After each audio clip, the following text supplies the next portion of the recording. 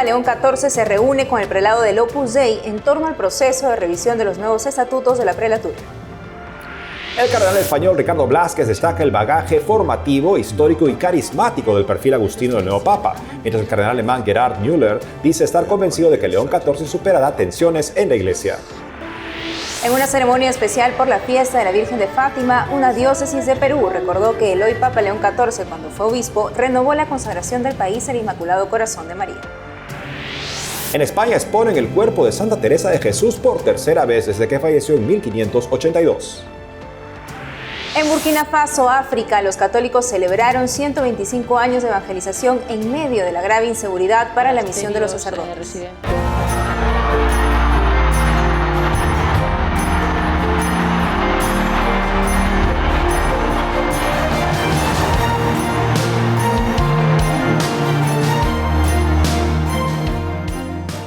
Hola amigos, soy Lady con la información a mitad de semana. Así es, Natalie, qué gusto empezar contigo también el programa, como siempre, con esos televidentes desde los estudios en Lima, Perú. Bienvenidos a su noticiero con enfoque católico EWTN Noticias. Soy Natalie Paredes. Soy Eddie Rodríguez Morel, gracias por acompañarnos. Empezamos las noticias desde el Vaticano contándoles que el Papa León XIV se reunió esta mañana con el prelado del Opus Dei, Monseñor Fernando Caris, en torno al proceso de revisión de sus estatutos, que tuvo que ser aplazado tras la muerte del Papa Francisco. Según la Oficina de Comunicación del Opus Dei en Roma, el Santo Padre, entre otras cosas, preguntó por el actual estudio de los estatutos de la prelatura. León XIV escuchó con mucho interés las explicaciones que se le dieron.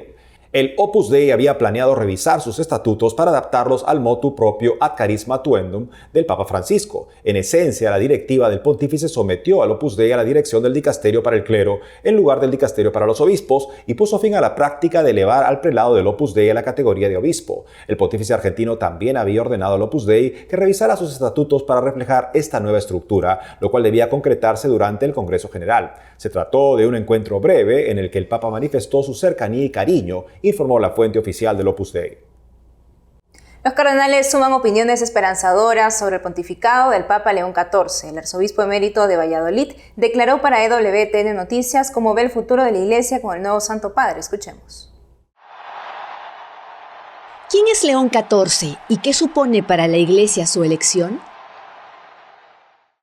León XIV es el nombre que ha elegido el nuevo Papa. Algunos han dicho que es un leone tenero, es decir, tierno, no un león cruel sino tierno. Él es agustino, por tanto la impronta de San Agustín con sus escritos tantos determinantes para la Iglesia, él está familiarizado desde su formación con San Agustín. De hecho, en el saludo que dirigió a los congregados en la plaza de San Pedro y también a otros, a todos, al mundo entero, se dirigió él, citó unas palabras de San Agustín, que son muy elocuentes. Unas palabras que el Concilio Vaticano II había recogido y citado, pero aparecen semejantes expresiones en muchos escritos de San Agustín. Las palabras eran aproximadamente lo siguiente: con vosotros soy cristiano, para vosotros soy obispo. Es decir, el nombre fundamental, el que expresa la dignidad de todos los discípulos del Señor, es justamente el ser cristiano. Yo tuve la oportunidad de saludarle con mucho afecto, de agradecerle también el ministerio que comenzaba y su trayectoria anterior. También de ponerme a su disposición en la medida que yo pueda hacer a los 83 años, que ya no será mucho, pero siempre a su disposición, y como colaborador quiero ser un colaborador fiel y leal. ¿Cómo vemos la continuidad de los últimos papas? El aspecto fundamental es que todos son sucesores del apóstol Pedro. Por tanto, es una trayectoria de servicio a la Iglesia, a la unidad de la fe, a la concordia entre todos, al impulso apostólico y misionero. Ese es el aspecto fundamental. Pero evidentemente cada momento histórico tiene sus llamadas, sus exigencias y los signos determinados que nos orientan. Y cada papa accede a este ministerio con su trayectoria particular. A esto se responde. Yo creo que se puede ver una continuidad entre, pensemos, los últimos papas, los de este siglo XXI.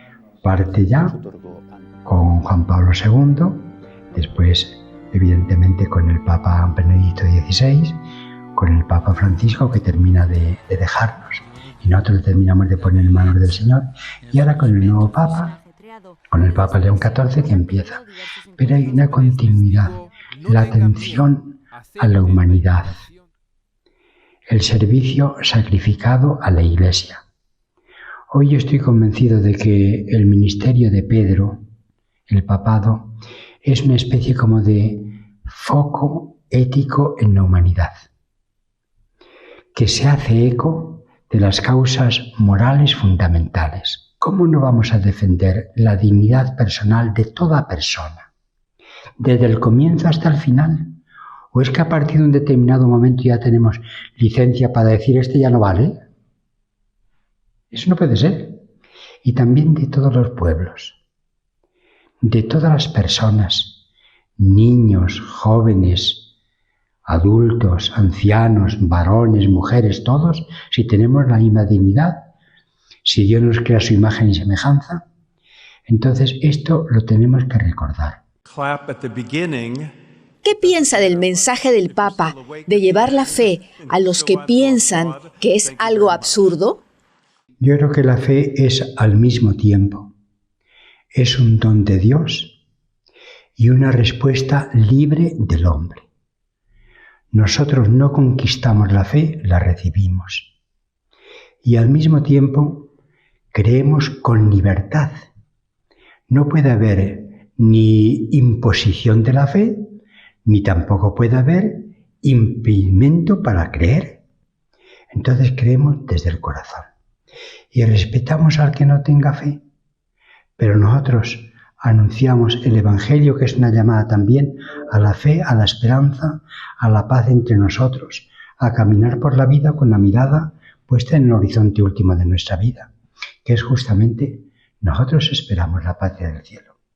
Por su parte, el cardenal Gerhard Müller, prefecto emérito del Dicasterio para la Doctrina de la Fe, dijo a Associated Press que espera que el Papa León XIV sane las divisiones en la Iglesia, que según él se intensificaron durante el pontificado de Francisco. Escuchemos.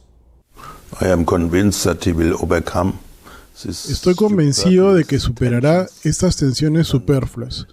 Fue perjudicial para la Iglesia verla sumida en conflictos tan superfluos.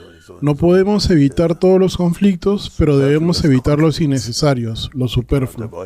Espero y creo que esto le permitirá centrarse en lo que es necesario en la Iglesia y en los elementos necesarios para la unidad, y que será tolerante con las diferentes posibilidades de ser un buen y fiel católico.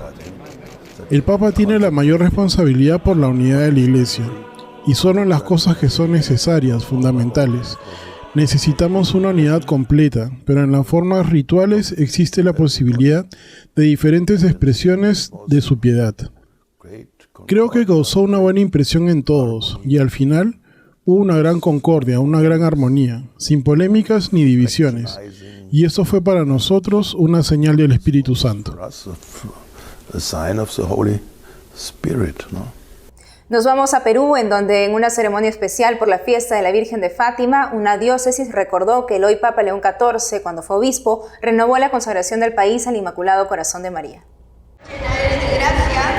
En el atrio de la Catedral de Chiclayo, un grupo de niñas reza el Santo Rosario el 13 de mayo último. Son alumnas del Colegio Comandante Alías Aguirre, cerca de la Plaza de Armas. Rindieron honor a la Virgen de Fátima. Hoy día, como Día de la Virgen de Fátima, hemos tenido a bien venir por turnos a realizar esta ceremonia y homenaje a la Virgen. Hemos realizado misas, porque nosotros realizamos aniversarios y ceremonias, y sí hemos tenido el honor de estar en una misa del obispo y ahora del Papa, ¿no? Bueno, siempre promovía la amistad, el amor y sobre todo la ayuda a los más pobres, ¿no? Es nuestra Virgen María. Y debemos estar muy alegres porque ella nos enseñó muchas cosas. Las niñas estaban a los pies de una imponente imagen de la Virgen de Fátima, que recibió un regalo del hoy Papa León XIV cuando era obispo de Chiclayo. Bueno, esta preciosa imagen de la Virgen de Fátima es una imagen que veneramos aquí en la catedral. Y por los 100 años, te cuento, de las apariciones de la Virgen, en el 2017, en ese entonces el obispo Robert Prevost, ahora actual Papa León XIV, la coronó en honor a esos 100 años, ¿no? En esta vivencia fue muy bonita aquí en la catedral. En 2018, Monseñor Robert Prevost solicitó que una imagen peregrina del Santuario de Fátima en Portugal visite su diócesis. Esto se hizo realidad en enero de 2019. En esa ocasión, en esta catedral, el obispo renovó la consagración del Perú al Inmaculado Corazón de María y pidió perdón por los pecadores. Dentro del templo, los fieles aprovecharon el Día de la Virgen de Fátima para rezar ante el Santísimo y confesarse. Chiclayo es una ciudad que surgió bajo protección mariana. Tiene por nombre original Nuestra Señora de los Valles de Chiclayo. En la parte superior de la fachada de la catedral, una imagen de la Virgen Inmaculada, patrona de la diócesis, cuida el paso de sus hijos. En Chiclayo, Abel Camasca, EWTN Noticias. Y en Uruguay, el 13 de mayo último falleció el expresidente José Pepe Mujica a sus 89 años a causa de un cáncer terminal. El cardenal Daniel Sturla, arzobispo de Montevideo, expresó su pésame por la muerte del exgobernante. A través de sus redes sociales, el cardenal Sturla recordó que siendo presidente de la República, Mujica se presentó en la catedral cuando comenzó como arzobispo de Montevideo. Lamentó no estar en Roma y no poder acompañar y despedirlo. Los 5 años al frente del gobierno de Uruguay, entre 2010 y 2015, del exguerrillero de extrema izquierda, estuvieron marcados por políticas contrarias a las enseñanzas de la Iglesia Católica y a la defensa de la vida y la familia.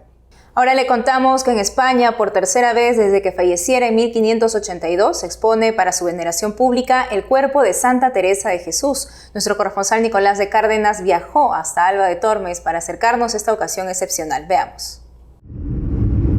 A 200 kilómetros de Madrid, situada al sur de Salamanca, se encuentra Alba de Tormes, en la plaza de Santa Teresa, a pocos metros de la iglesia de San Juan de la Cruz. Se encuentra la Basílica de la Anunciación de Nuestra Señora, donde se guarda el cuerpo de la doctora de la Iglesia y reformadora de la Orden del Carmelo.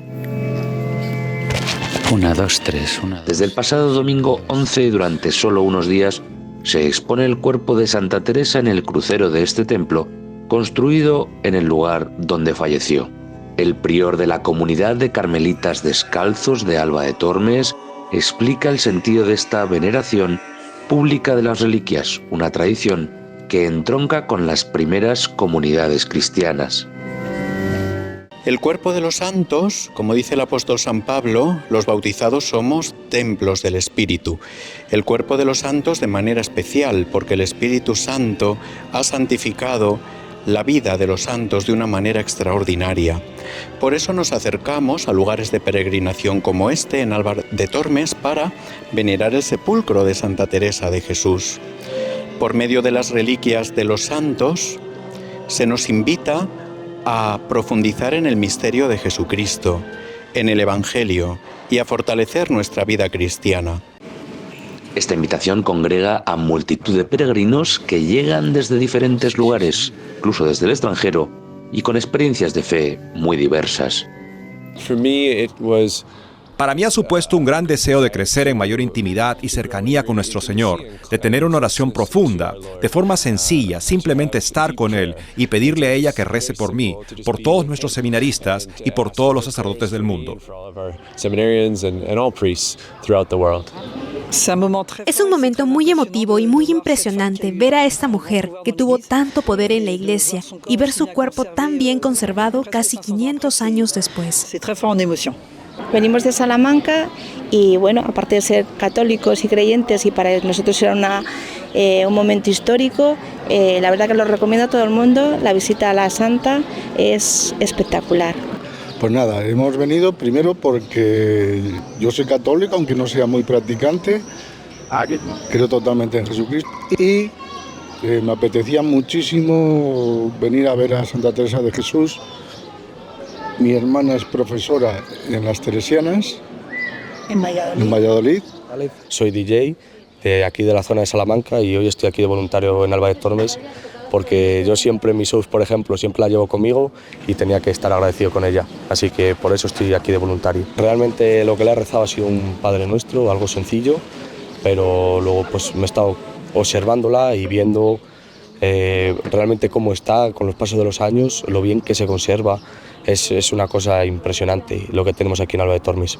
Se espera que hasta el próximo 25 de mayo sean miles los que puedan acudir aquí, hasta la Basílica de la Anunciación, a venerar el cuerpo de la Santa de Ávila.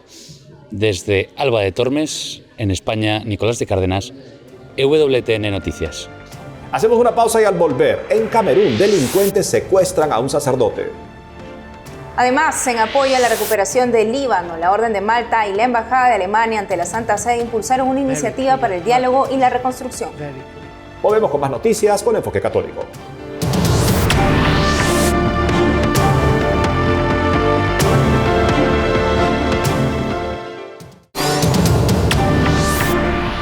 El país Burkina Faso, en el África, gobernado desde 2022 por una junta militar, vive un clima de inseguridad desde 2015 por ataques de los terroristas de Al-Qaeda y el Estado Islámico.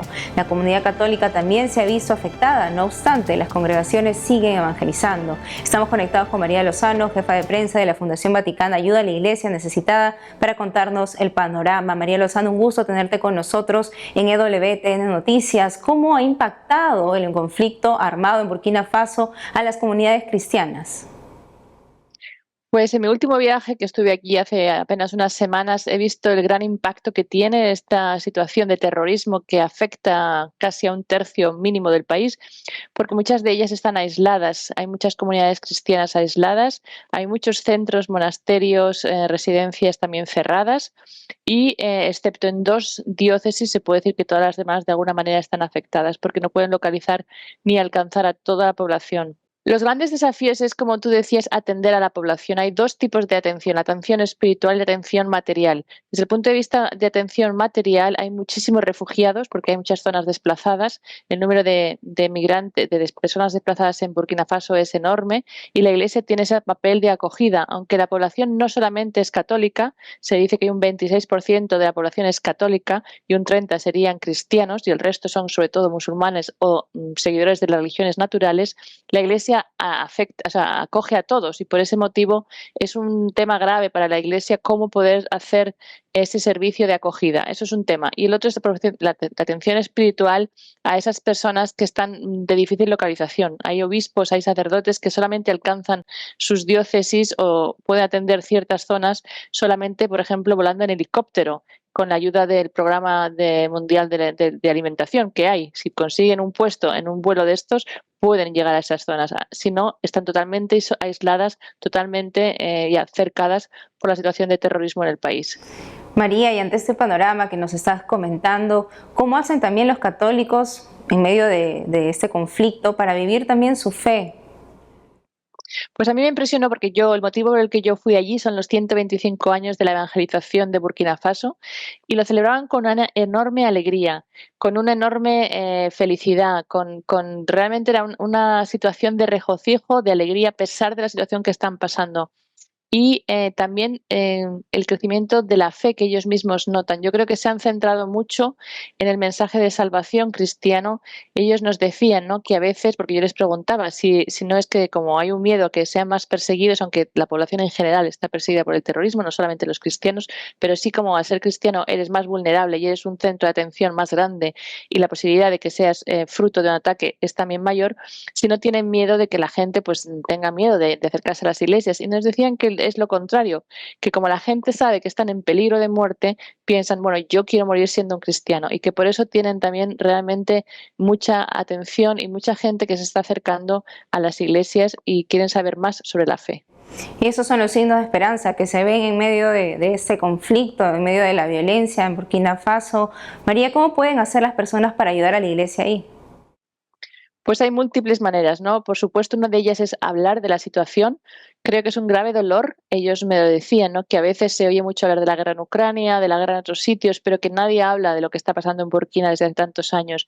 Y el estar solo en tu sufrimiento siempre hace que el dolor sea más grande. Entonces, yo creo que lo primero que podemos hacer es rezar por ellos y tomarlos en cuenta y ser partícipes de ese dolor.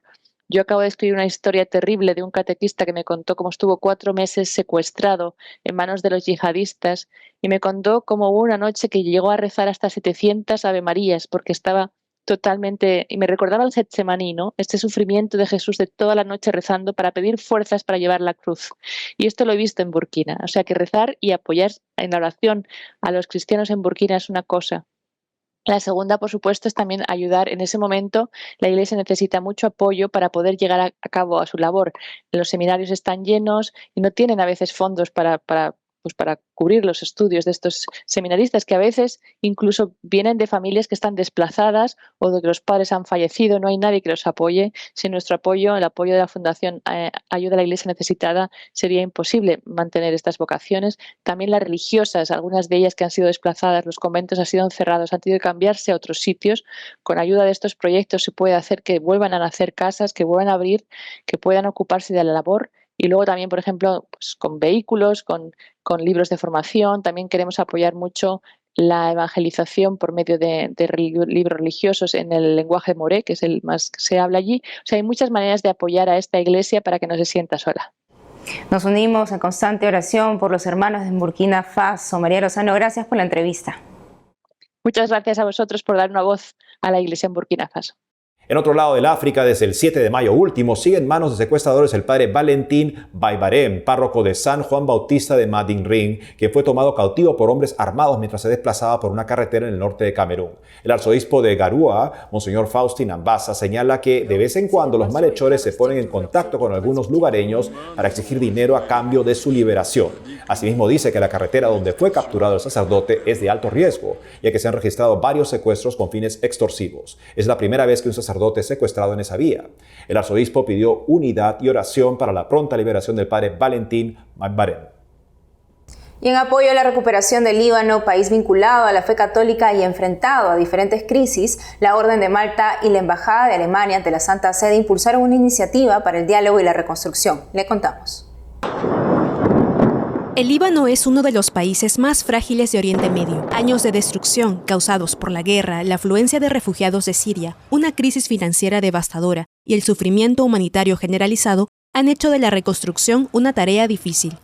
Para hacer frente a esta crisis y apoyar la recuperación del país, se celebró en Roma un taller internacional sobre solidaridad, diálogo y reconstrucción patrocinado por la Orden de Malta y la Embajada de Alemania ante la Santa Sede y la Orden.